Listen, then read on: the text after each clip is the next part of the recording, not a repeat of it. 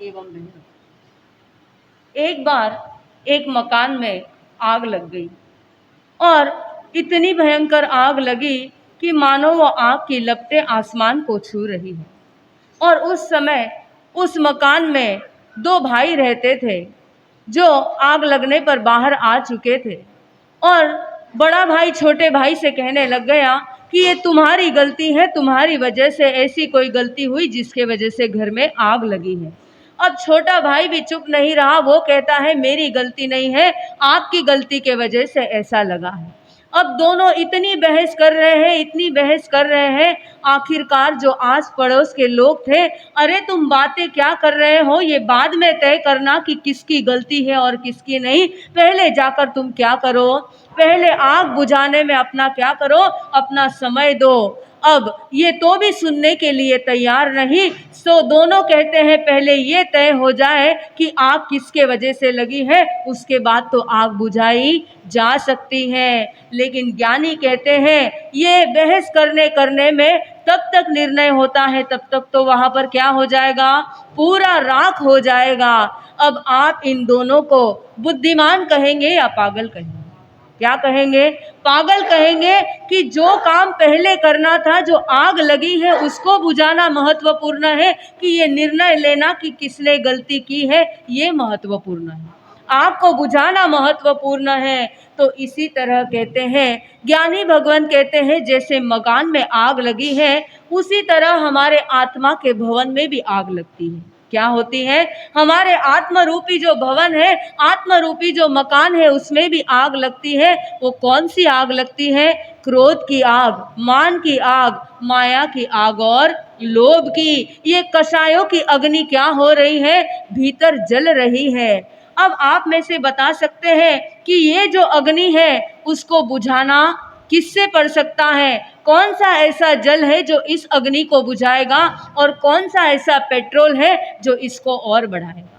बता सकते हैं आप? क्या है? कौन सी ऐसी चीज है, कौन सा ऐसा पानी है जिसके वजह से ये जो कषायों की आग है ये बुझ सकती है? कौन सी ऐसी बात है? ऐसा किसी को पता है?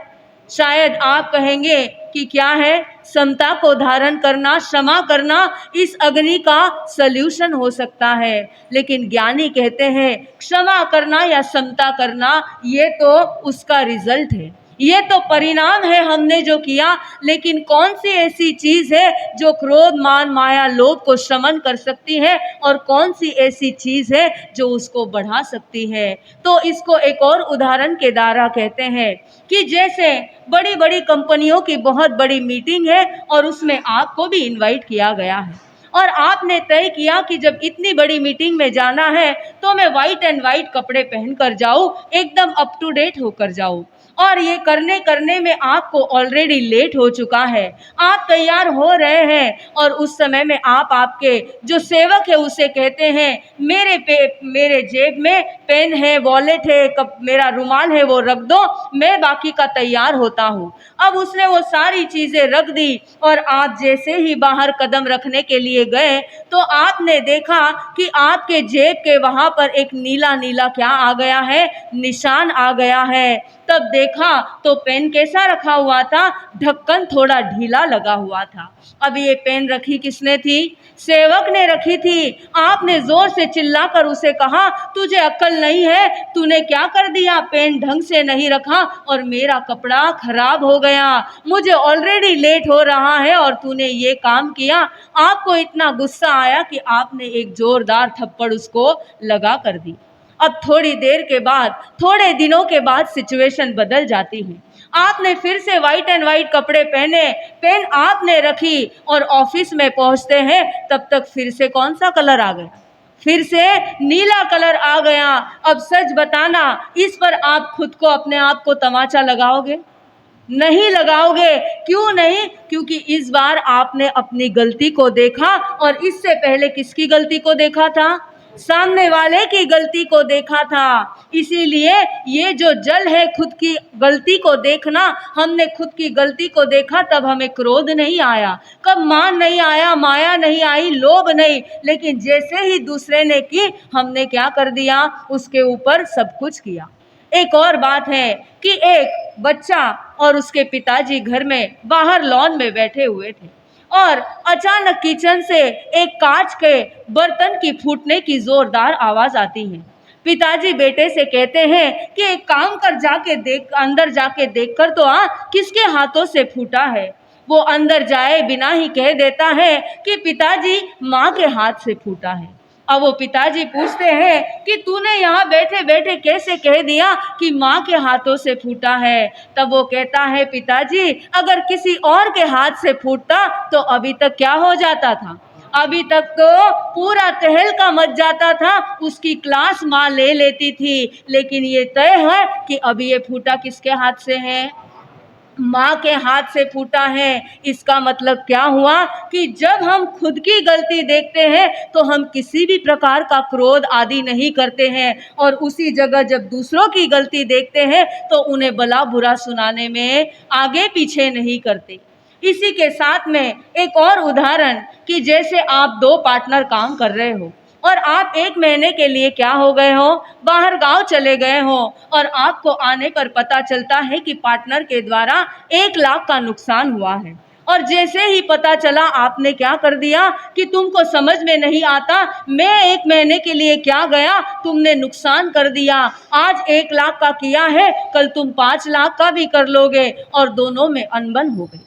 अब इसके विपरीत अगर यही नुकसान आपके हाथ से होता तो आपका जवाब क्या होता था, भाई धंधा है, ऊंच नीच तो क्या होती है, चलते रहती है। हम अगर इसी लॉस को देखते रहेंगे तो हम दूसरा काम कब करेंगे, एक काम करते हैं, दूसरे प्रोजेक्ट पर ज़्यादा ध्यान देते हैं तो इसकी पूर्ति हो जाएगी। मतलब जब खुद की गलती थी तो उसको ध्यान नहीं दिया, और जब दूसरों की गलती थी तो बोलने के लिए आगे पीछे नहीं किया।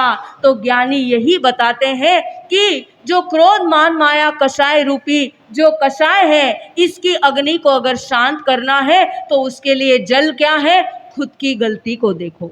क्या जल है उसके लिए, खुद की गलती को देखो। और अगर उसको बढ़ावा देना है तो किसकी गलती को देखो, दूसरों की गलती को देखो। और आज तक हमने क्या काम किया है, हमने क्या किया है, जब जब ऐसे प्रसंग आए हैं हमने किसकी गलती को ज्यादा देखा है, दूसरों की ही गलती देखी है। खुद की गलती को मानने का प्रयत्न तो छोड़ो, उसको एक्सेप्ट भी नहीं किया है कि ये मेरी गलती हो सकती है। और शायद इसीलिए ये जो 84 का चक्कर है उसको अभी तक हम क्या नहीं कर पाए हैं, उसको हम अभी तक रोक नहीं पाए हैं। तो आज के बाद जब भी क्रोध मान माया लोभ का उदय आए तो दूसरों पर उंगली उठाने के पहले सबसे पहले किसको देखना है, अपने को। कहीं हम उन 2 भाइयों की तरह न बन जाए, तेरी गलती मेरी गलती, तेरी गलती मेरी गलती करते उनका घर क्या हो गया, उनका घर राख हो गया। इस तरह हमारा ये मनुष्य जन्म भी क्या हो जाएगा, राख बन जाएगा। इससे पहले चेत जाइए, इससे पहले संभल जाइए कि जब भी कुछ होता है, एक तो बिना हमारे कर्मों के कोई हमें सजा देता नहीं है, बिना हमारे कर्म के उदय के कोई भी चलाकर हमारे पास आता नहीं है। अगर ऐसा कुछ भी हुआ है तो दोष मेरे कर्मों का है। और जब जब जो व्यक्ति अपने गलतियों को इस कर्म सिद्धांत में देखने लग जाएगा, जीवन उसके लिए समाधान और समाधि का कारण बन जाएगा। क्या बन जाएगा, उसके जीवन में ना तो किसी से कोई शिकायत रहेगी, ना तो कोई शिकवा रहेगा, ना तो तेरा मेरा, मुझे कम तुझे ज्यादा, ये कोई भी प्रकार की ऊंच नीच की भावना उसके मन में नहीं आएगी। क्योंकि उसको एक बात क्लियर है, जो कुछ भी है वो सब किसके वजह से है, किसके कर्म। लेकिन किसके कर्म, मेरे या उसके, किसके कर्म के वजह से है, मेरे अपने कर्मों के वजह से है।